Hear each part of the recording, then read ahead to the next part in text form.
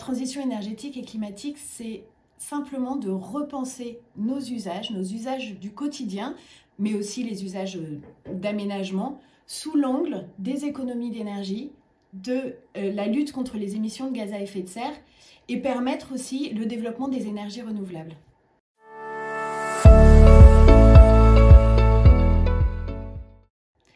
L'ALEC avait envie de proposer cette web-série pour partager son expérience.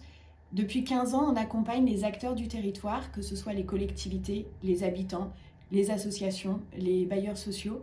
Et on avait envie, dans cette période préélectorale, de vous partager notre retour d'expérience pour inspirer, pour permettre d'intégrer ces sujets dans un projet de territoire, dans un programme électoral, et pourquoi pas que cette transition énergétique puisse être le fil conducteur de tout un mandat.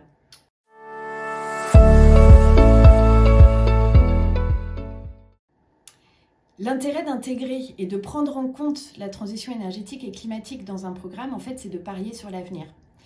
Les rapports du GIEC nous montrent que le changement climatique, il est là. On a encore des capacités d'action pour le minimiser, mais il va aussi falloir s'adapter et adapter notre environnement aux changements qui arrivent. On l'a vu en 2022, un été avec de la sécheresse, on a vécu des inondations. Ce sont des choses qu'on n'avait pas l'habitude de voir. Et pour autant, l'idée, c'est pas du tout de rester bloqué et de s'arrêter, mais bien de se dire, pour chaque projet qu'on va avoir envie de faire, pour chaque projet, on va intégrer les enjeux de transition dedans dès le début de la réflexion. Par exemple, si j'ai besoin de réaménager une rue, un bourg, un quartier, je vais intégrer le fait que, en le réaménageant, il va falloir que j'arrive à créer des espaces, des îlots de fraîcheur pour baisser la température en été, mais aussi éviter ou limiter les inondations par d'autres moments. C'est en fait dans tous les projets du quotidien, je dirais, d'une collectivité. Par exemple, ma mairie ou mon école a besoin d'être réaménagée, rénovée.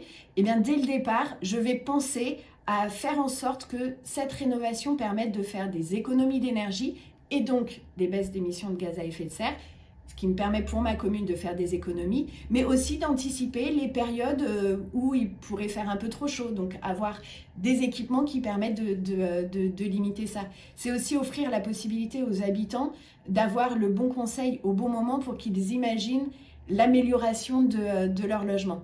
Donc en réalité, c'est bien poursuivre des améliorations pour le quotidien des habitants, mais en ayant dès le départ ce prisme il y a un enjeu de transition énergétique et climatique.